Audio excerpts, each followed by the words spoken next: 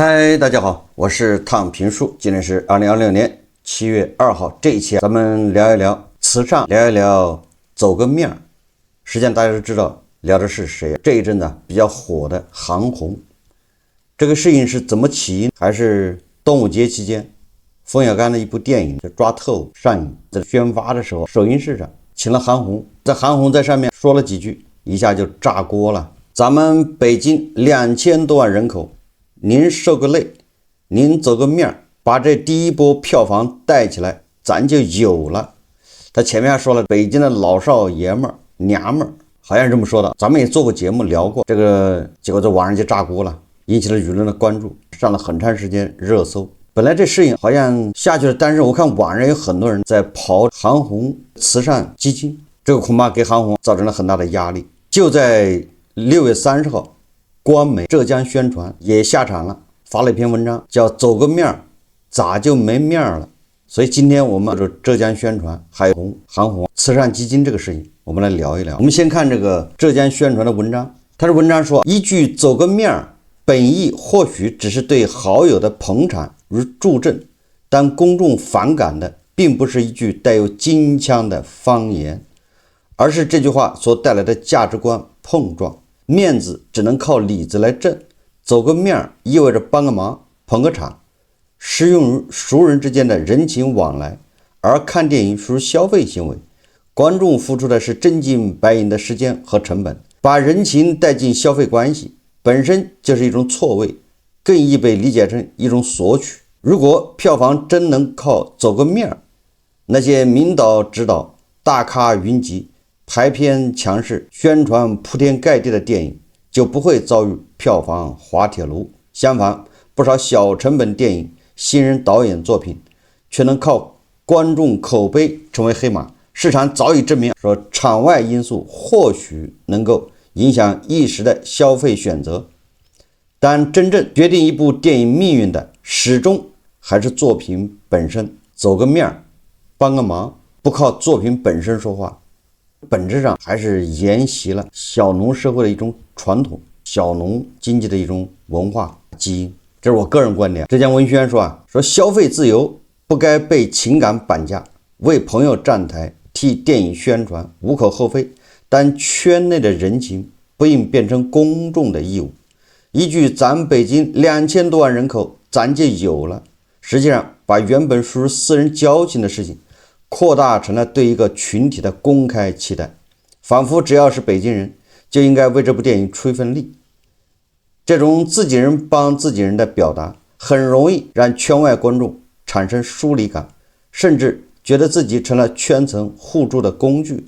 更何況過往的諸如垃圾電影多是因為垃圾觀眾多等爭議性觀點仍留在公眾的記憶中。說的是馮小剛是導演，馮小剛怎麼說？作為一個導演他是很有特色的。以往馮小剛沒少懟觀眾，沒少說一些豪言壯語，但是今天是吧，在電影市場低迷的情況下，也低下頭來求觀眾，有什麼用？走個面，看電影不是走面的事。這個浙江宣傳說積怨爆發，走個面踩中了行業雷點。長期以來，圍繞電影市場各種爭議層出不窮，票房注水、幽靈場、粉絲鎖場、惡意刷分、資本對賭。不少操作讓觀眾對影視行業市場秩序產生了質疑，尤其是曾經有不少影片把堆明星請大腕站台當成票房捷徑，首映禮上星光熠熠，圈內人相互走個面，觀影活動變成商業互吹現場，影片裡領銜主演、特別主演、友情主演的片頭越拉越長，似乎含金量越高，面子越大，勝算就越大。一句走個面恰恰踩中了這些早已埋下的暗雷，讓人聯想到圈子文化靠人情拉票房的行業潛規則，自然容易成為公眾宣示情緒的突破口。浙江宣傳說往深處思考，為什麼行業不能走個面？因為這種浮於表面的形式邏輯只會侵蝕整個行業生態，破壞文化產品的價值標準。票房本應是市場篩選機制的一部分，它與評分系統、口碑傳播共同構成一個反饋閉環。缺少對觀眾的敬畏之心，走個面的潛台詞是把觀眾當作可以被情緒動員、被關係引導的對象，甚至當作可以隨意收割的韭菜。這幾年，從演員拍戲摳圖、替身氾濫，到歌手假唱、半開麥，再到重裝輕內容的創作傾向，頻頻遭到吐槽，表明一些從業者缺少對觀眾的基本尊重。今天的觀眾見多識廣，也有了更多比較和選擇，冷門佳片、類型電影、素人作品不斷破圈。比如荒誕喜劇電影《宇宙探索編輯部》在低成本制作的情況下，依靠獨特的敘事風格與口碑傳播，實現長尾逆襲。這說明真正尊重觀眾、認真創作的作品從來不缺市場。反之，如果把觀眾當作可以糊弄的對象，終將與觀眾漸行漸遠。如今越來越多的觀眾對首映禮好評和明星站台不感冒，而是等待普通觀眾真實評價和社交平台的真實反饋後再決定是否購票。不少影片也因此出現首日火爆隨後跳水的現象。如果走个面成為一種被鼓勵的行業文化，最終受傷的將是那些認真創作的人和整個行業的健康發展。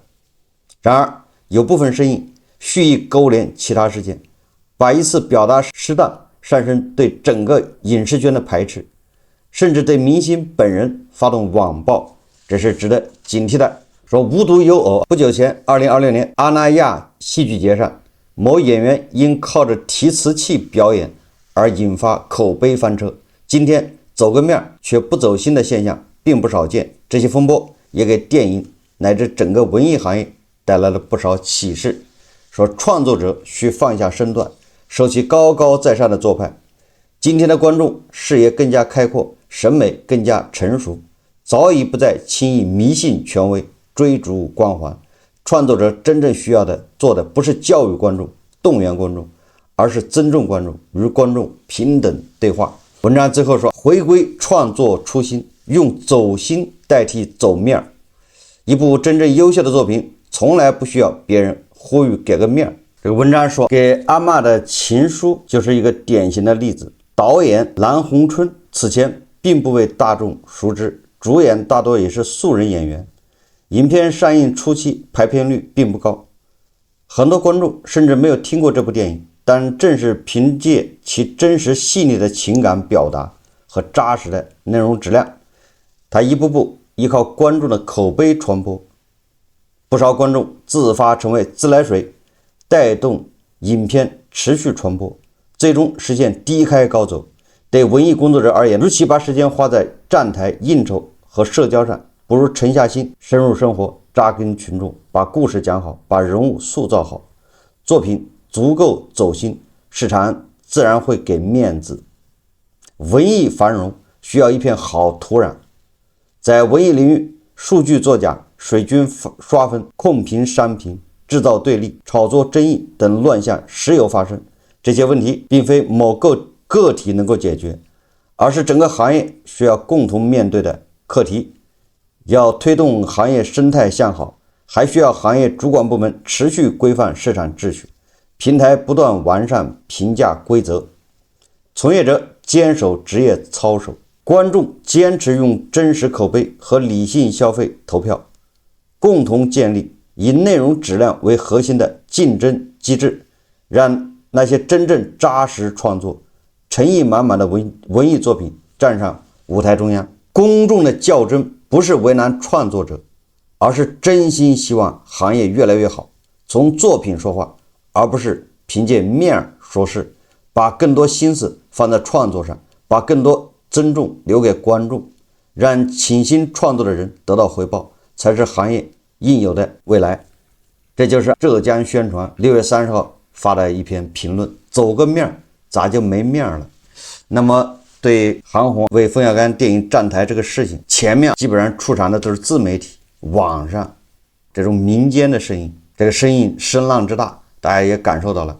浙江宣傳那就是官方媒體下場，這個恐怕是壓垮韓紅的稻草之一吧。一篇官方的評論，那勝過千萬個自媒體還網上。在壓力之下，這個韓紅我看網上有傳言是吧？韓紅發了一個網上有截屏，說什麼說實話，昨夜寫下了這幾句話，泣不成聲，為我在電影抓透首映禮上隨性的表達不妥的用詞，誠懇道歉。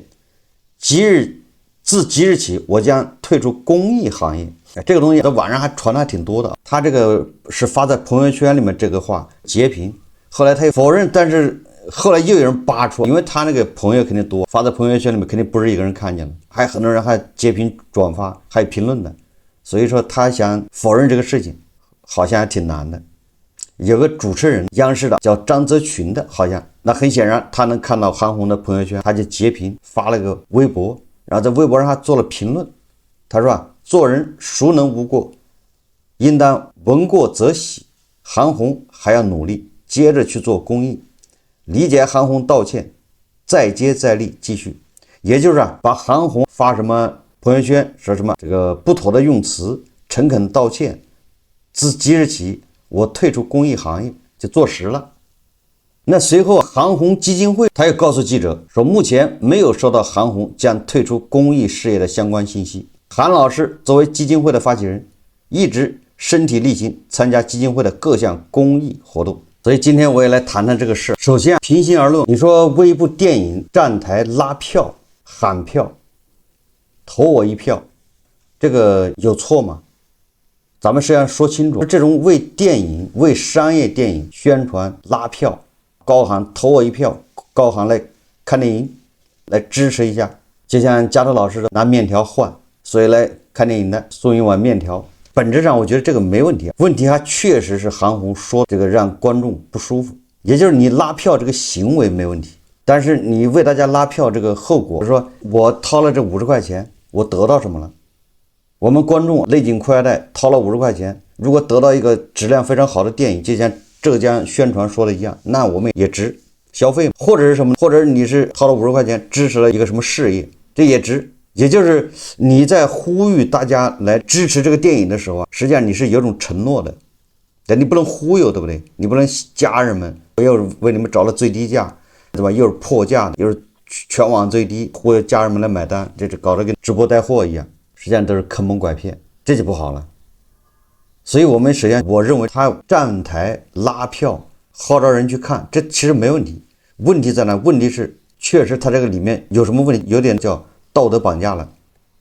這個我們在前面的評論裡面也說過，什麼大家這不2000萬人走一個，這不就有了嗎？什麼叫有了？2000萬人去看電影，什麼叫有了？那是導演有了，那是主演有了，那是投資方資本這些制片這些人有了，明星有了，你們就有了30萬一平的房子，2個億一套的房子，你們有了那名畫，你们就有了那些花天酒地，是吧？奢靡的生活，豪車，作威作福，繼續來看不起這些牛馬韭菜，調侃，這個是大家受不了的，對不對？我們就是牛馬韭菜消費者可以去走個面，可以幫，但是幫的是誰？是什麼人？你對牛馬韭菜你反哺了什麼東西？你承諾了什麼東西？我覺得核心是這個。我們今天把這說清楚，不是說以後電影宣發就不能拉票，大家都不能拉票，不能拉票，那我知道投誰。每個劇組每個影片都可以公開拉票，你就說你電影好在哪兒，就值得你來看。但是說給個面子，不就有了嗎？那有的是啥呀？所以說從營銷角度來說，拉票角度來說，它也不对。不，你有了是誰有了？是我花錢的人有了，還是其他人得利，是吧？有了，那你得把它說清楚。我們每個人都花錢，這不就有了嗎？变成個別人有了，那所以說問題出在這兒，讓大家非常反感。或許這句話在網上引起這個軒然大波之後，有很多人就開始對韓紅的這個基金會開始入手，在裡面找毛病。所以韓紅估計這網上報道或者這種輿論就越來越多，韓紅很有可能就是心灰意冷了。再加上官媒下場。所以韓紅半夜就發了一個要退出公益行業，再來一次道德綁架。第一次道德綁架還不夠，對吧？在我看來，這就是第2次道德綁架。所以說他到現在他沒明白自己問題出在哪兒。他這種道歉，他這種什麼泣不成聲，用詞不妥，實際上他沒知道問題出在哪兒。他是一種以退為進，我暫時退讓一下避避風頭。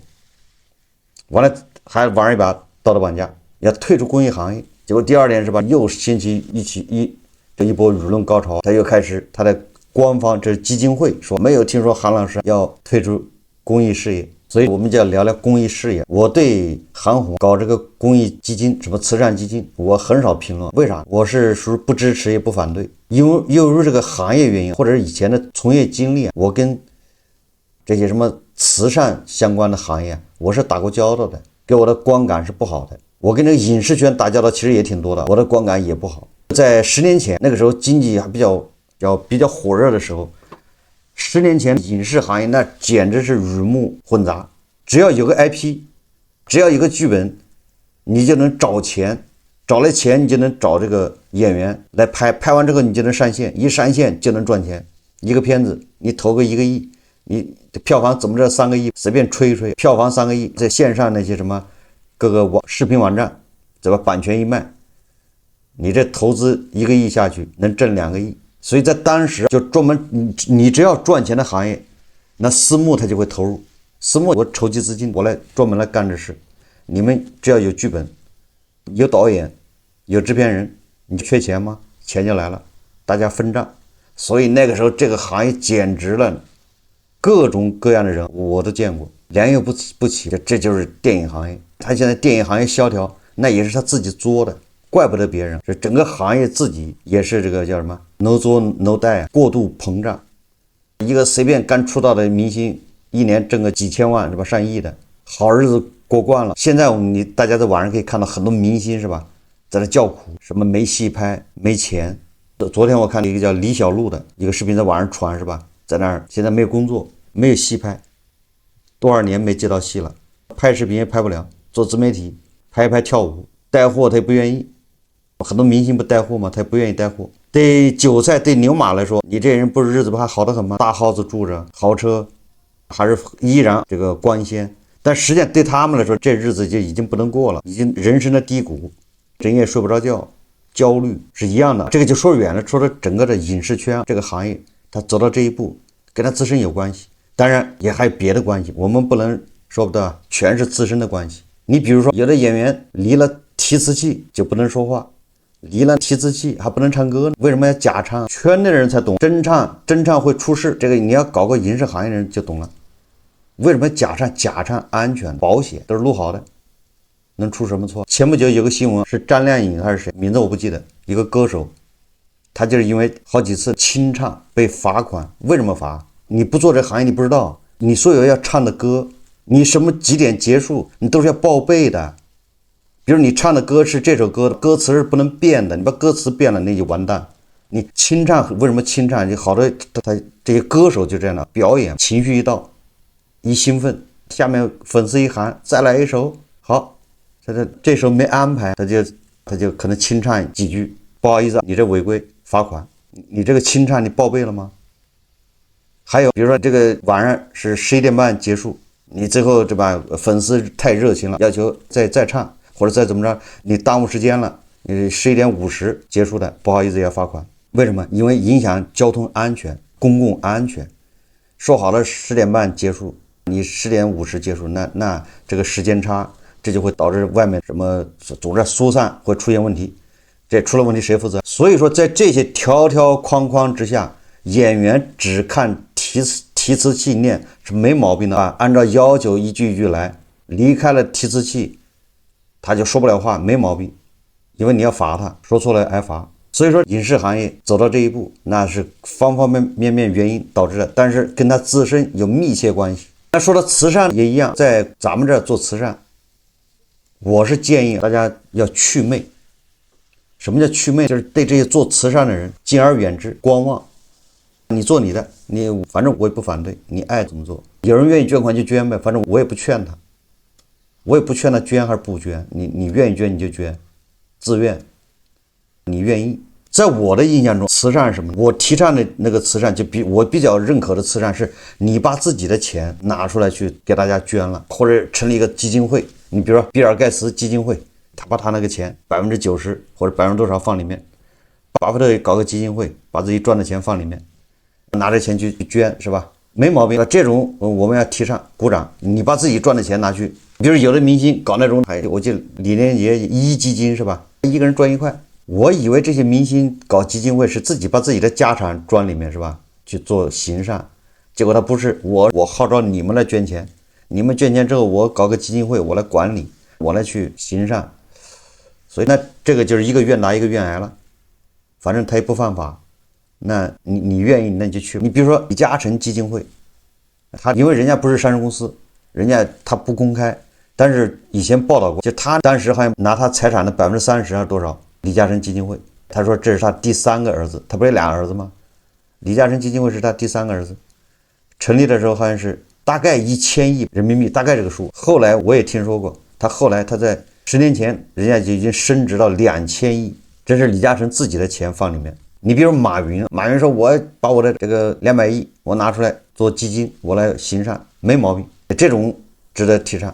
或者小圈子是不是？你搞明星慈善晚會，反正你這人都是有錢人，你們來，我這有個什麼活，什麼慈善基金會，現在如果你們願意是吧，來捐一點，你捐1000萬，他捐5000萬，他把他的那個 LV 包給賣了，他把他限量款的愛馬仕皮帶給賣了，捐了，沒毛病，你們富人玩的可以，你沒有必要去讓公眾來捐，給公眾又是磕頭又是作揖的，我覺得這個就變味了。我是不提倡這種的啊，因為我們的社會還沒發展到那個水平。我們反過來說，真正的說你慈善是要幹什麼？救苦救難是吧？賑災是吧？那問題是這些東西我們有政府，我們政府是為人民服務的，他們來負責解決，輪得着你嗎？理論上咱們說理論輪不着這些人，對不對？而政府就有這個義務啊，政府就是為人民服務的，人家有這個責任。前不久我記得河南有個什麼藍天救援隊是吧？去哪兒救援？去甘肅還是去什麼？去四川救援被罰。大家自己可以查這個新聞，我不查，我看過。為什麼被罰？是擅自救援，你救援你沒有報備，跨省救援那也不行，罰款，通報批評。所以我就在想，你說在這種環境下，你這人做慈善的到底怎麼在做慈善？咱們好像也天生不太喜歡別人監督，是不是？這種慈善把大家的錢搞到一起，你們月捐，你們年捐，捐過來之後把錢匯集到我這兒，我來管理，看哪兒有災或者誰要幫助，我來支出。那問題就來了，如果你整個的基金會運作非常透明，那也行。但是你想在目前這個環境下，我就不信哪還能透明，連有大愛的超市他都做不到透明，他都害怕別人去查，害怕那些人去看，害怕別人去批評。只要有一個人批評，那立馬就律師函就來了，告你。為什麼？本質上是接受不了監督。我都這麼好了，對不對？我都這麼有大愛了，你還來監督我？這韓紅也一樣嗎？基金會我是獻愛心的，我這是公益啊，所以他是監督的，形式上是有賬目公開一大堆的，但是本質上他是接受不了的。那麼在這個大氣候下，你說他這些基金會怎麼運作，怎麼周轉，怎麼開支，這工資怎麼發？你韓紅是有大愛，你做慈善，但是你基金會有工作人員，那人家不能都有愛心嗎？他不吃飯嗎？那得發工資，那工資怎麼發呀？還有很多人，因為本來我們就沒有這個土壤，就捐款了。我們很多人捐款的人認為，我把這500塊錢給了你，你把我這500塊錢趕緊發下去，給那個人，給哪地方有災的，你給下去，是吧？給下去之後，你要讓我看到這個錢是花掉了，我給你500，你這500就正好花到災區了。這是大家一個樸素的想法，但實際上基金會不是這麼運作，很多人不理解基金會是什麼意思。你把錢給我，我開支我也得控制，實在有需要達到標準的我才救助，達不到標準的他不能救助。完了之後我一年花多少他得有控制，完了之後剩下的他有富裕的錢，那富裕的錢他有理財，你知道吧？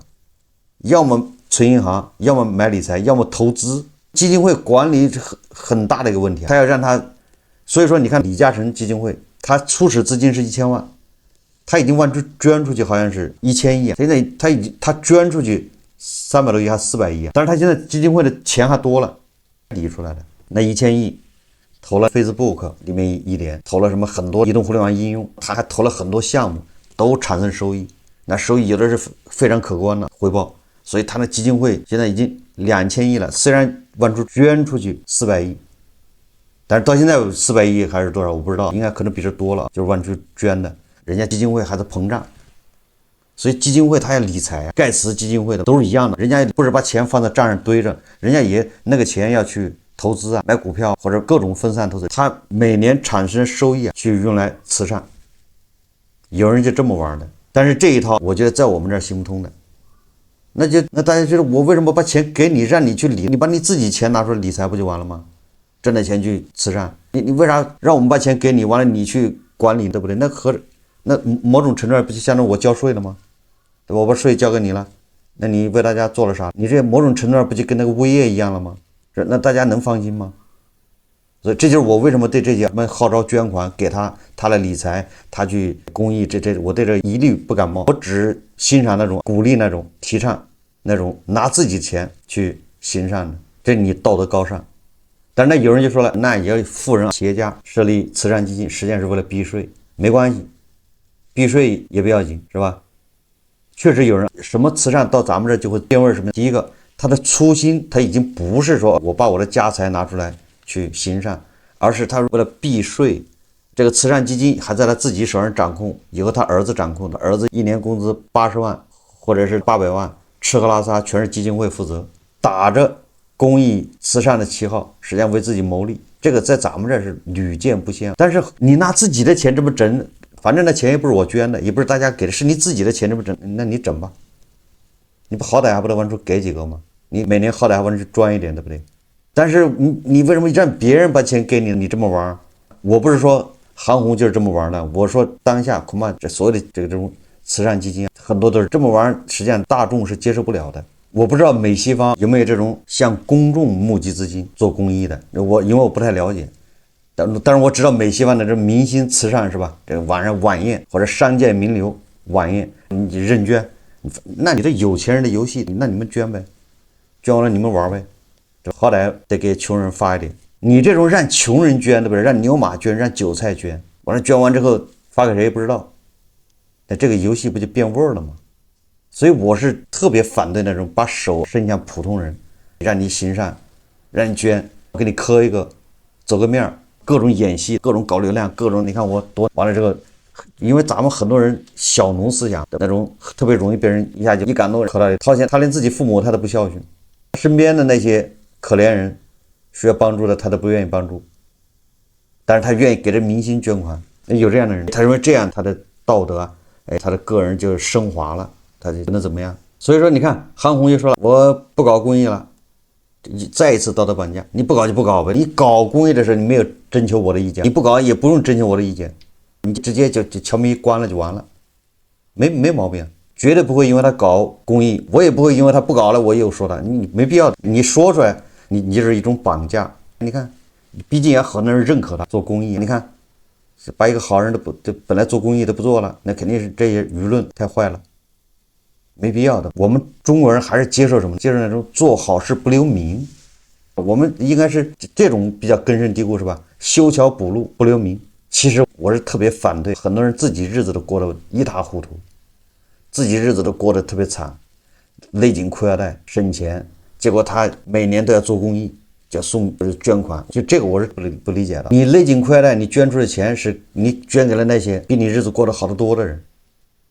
那何苦呢？每個人把自己的日子過好，每一個人把自己的事情做好，把自己的日子過好，剩下的政府來解決，對不对？所以最後我想說，凡人造的神像終究是要塌的，不要造神，也不要自我加戲。所以我對這個不光是明星，還有企業家、公眾人士，所謂的愛心慈善事業，還是那種叫不支持不反對。我也勸大家不要盲目感動啊，我們感動的太多了，動不動就感恩感激。好，這期節目咱們就聊到這裡，感謝大家收看。如果喜歡我的節目，歡迎訂閱、評論、點讚，謝謝大家。